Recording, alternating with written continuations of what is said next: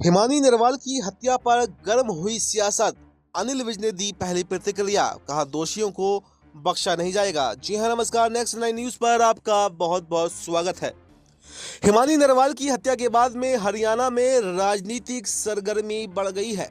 हिमानी की मां सविता रानी और भाई जतिन नरवाल ने कांग्रेस पर भी सवाल उठाए हैं। हिमानी की मां और भाई ने कहा है कि इन चुनावों ने मेरी बेटी की जान ले ली। वो दीपेंद्र हुड्डा, भूपेंद्र हुड्डा और विधायक जी की काफी करीबी थी। वो एक दूसरे से लगातार मिलते जुलते रहते थे। वहीं मामले को लेकर हरियाणा के मंत्री अनिल विज ने भी इस पर अपना बयान दिया है, जिसकी हर तरफ चर्चा हो रही है। हरियाणा के मंत्री अनिल विज ने कहा है कि उनकी मां के आरोप गंभीर हैं।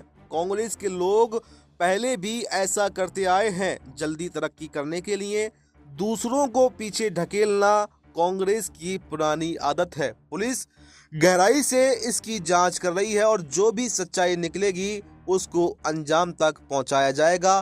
किसी भी दोषी को यहां पर बख्शा नहीं जाएगा।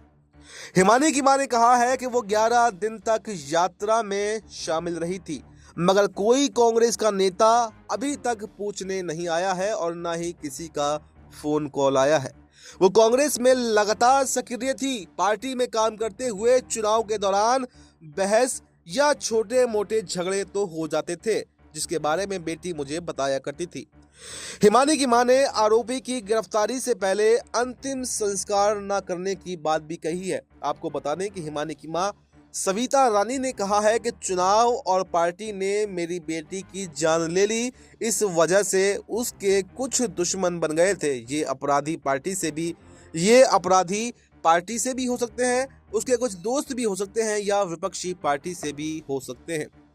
28 फरवरी को वो घर पर थी। हमें पुलिस स्टेशन से घटना के बारे में एक फोन कॉल आया। मेरी बेटी आशा हुड्डा, भूपेंद्र सिंह हुड्डा की पत्नी की बहुत ज्यादा करीबी थी और जब तक उसे न्याय नहीं मिल जाता तो मैं उसका अंतिम संस्कार नहीं करूंगी। हम थोड़े डर में जरूर थे।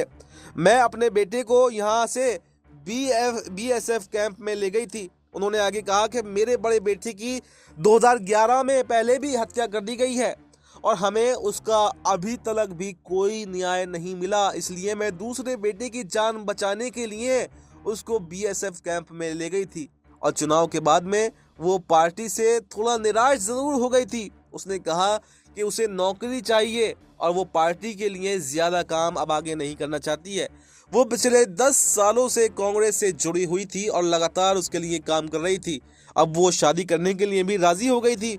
मैंने सुबह यहाँ पर भूपेंद्र सिंह हुड्डा की पत्नी आशा हुड्डा को भी फोन किया था, लेकिन मेरा फोन रिसीव नहीं हुआ।